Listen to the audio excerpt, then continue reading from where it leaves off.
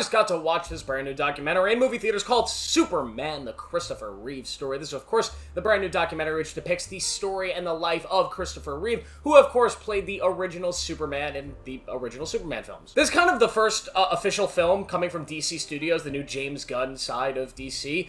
Even though it's not a DCU movie, it's still the first film from that studio, at least that has been picked up by them. And after seeing how much James Gunn had gushed about this film over the summer, it was added to my must-watch list, a film that I was so incredibly excited to see, and I am so glad I was able to see this in a movie theater, because man, oh man, is this one a good-ass documentary. This may be the best documentary I've watched in a long time. It is akin to something like the Val Kilmer documentary, a film that both studies this actor's sort of journey in Hollywood, becoming the person that he was, getting the role of Superman, but is also focused on family. It's focused on him and the tragedy and the terrible things that have happened to him, and sort of how he persevered despite the things that he has had to face. And because of that, this ends up being one of the most motivating, one of the most heartwarming, and also heart-aching films that I have watched this year. It's a film that completely broke my heart. It earned multiple Joe Marchione tears. It earned multiple certified Joe Marchione tears, which it's hard to do these days. I'm kind of a cold-blooded,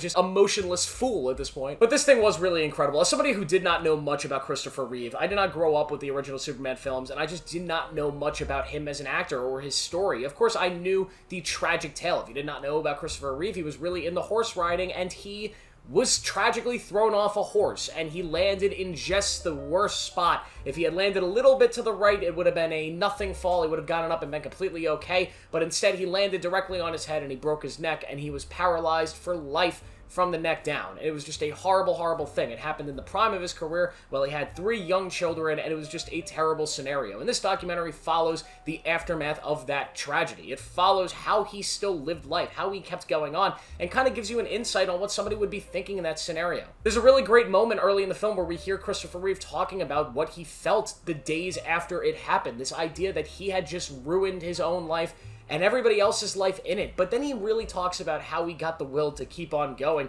and how his family and everybody involved had come to him, and the things that they've said. And that's really where this movie gets emotional, because you start seeing Christopher Reeve persevere, push, fight for a solution, fight to get better, fight to try to get funding to study how we can fix people that are paralyzed, and all these amazing things, and just become one of the most emotional movies ever that not just delved into Christopher Reeve's story, but also the story of his wife, who I knew nothing about. And goddamn it, did that crush me when I found out what happened to her.